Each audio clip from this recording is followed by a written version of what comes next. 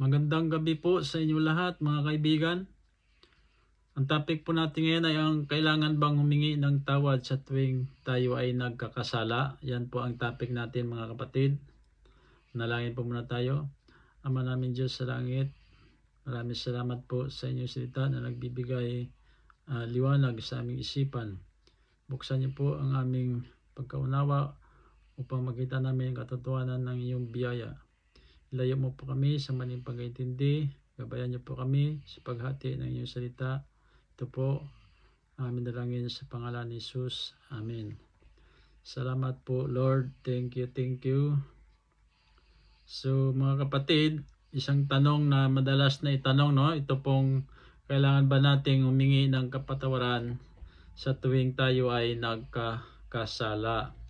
Maraming sagot dito at kadalasan nagiging kalituan ito, no? Kaya ngayon, hatiin natin ng tama ang salita ng Diyos. Sabi sa 2 Timothy chapter 2 verse 15, pag-aralan mong iharap ang iyong sarili na kalugod-lugod sa Diyos na naghati ng salita ng katotohanan ng matuwid. Sa kaligtasan, pinatawad ka na ng buo. Dahil sabi sa Colossians chapter 2 verse 13, in you being dead in your sin and the uncircumcision of your flesh, hath he quickened together with him, having forgiven you all trespasses, no? So ang salitang forgiven you all trespasses po dito ay past tense na po, no? So ibig sabihin, pinatawad na.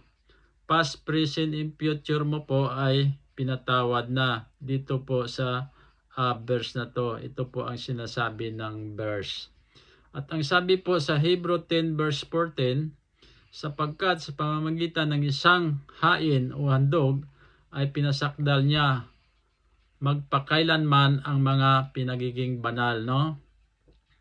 Sumalinaw na hindi paulit-ulit ang kapatawaran. Hindi paulit-ulit na hingi para manatiling ligtas. Dahil po ang past, present, and future po natin ay pinatawad na. Lahat ay bayad na sa cross, no? Dahil ang sabi sa 1 Corinthians chapter 15 verse 3, si Kristo ay namatay dahil sa ating mga kasalanan. Hindi ka humingi ng kapatawaran para maligtas uli. Hindi nawawala ang kaligtasan kada kasalanan. Dahil ang kaligtasan ay nakabase sa finished work of Christ, hindi po sa sarili mong performance. Sa fellowship, oo, nagko-confess tayo. Dahil ang sabi sa Efeso chapter 4 verse 30, huwag ninyong pighatiin ang Espiritu Santo ng Diyos. At ang sabi din sa 1 John 1:9, kung ipapahayag natin ang ating mga kasalanan, siya ay tapat. So, hindi ito tungkol sa kaligtasan. Bakit? Ito ay tungkol sa relasyon. Kapag ang isang mananampalataya ay nagkakasala, hindi mawawala ang pagiging anak. Pero, naapektuhan lang ang fellowship, no? Halimbawa, parang anak at ama. Anak ka pa rin kahit nagkakamali ka. Pero, nasisira lang ang inyong relasyon o samahan. Kaya ka humingi ng tawad.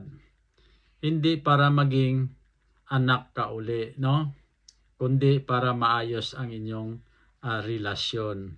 Ganyan ang pagkaintindi, no? Kasi po, kung hindi mo intindihin maigi yung verse, no? Dito po sa Colossians 2 verse 13 ay talagang kalituan, no? Ang kinalabasan nito. Pinatawad ka na ng kasalanan mo, no? Pinatawad ka na dahil ang sabi dito, forgiven all your trespasses, no?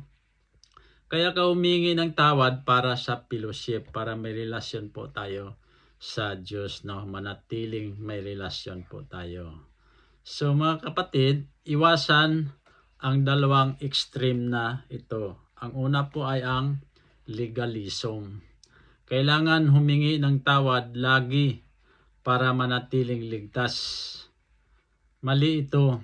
Parang sinasabi na kulang pa ang ginawa ni Kristo sa cross.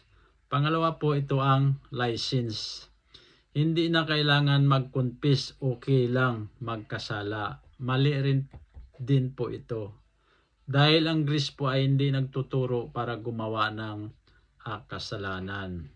Ang sabi sa Titus 2 verse 11, ang biyaya ng Diyos nagtuturo sa atin na talikuran ang kasamaan. No?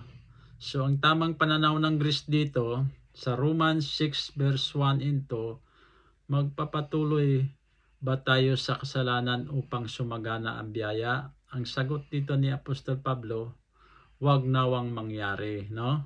Dahil pinatawad ka na ng kumpleto, no? Pero tinuturuan kang lumakad ng tama. So, ang pinaka-final na mensahe dito, hindi ka humingi ng kapatawaran para maligtas. Humingi ka ng kapatawaran dahil ligtas ka na, no? Hindi ito requirements ng salvation. Ito ay bunga ng relasyon mo sa Diyos. Mga kapatid, tayo po ay pinatawad na, no? Mula past, present, and future. Kaya ang paghingi ng kapatawaran, hindi po dahil ikaw po ay patawarin.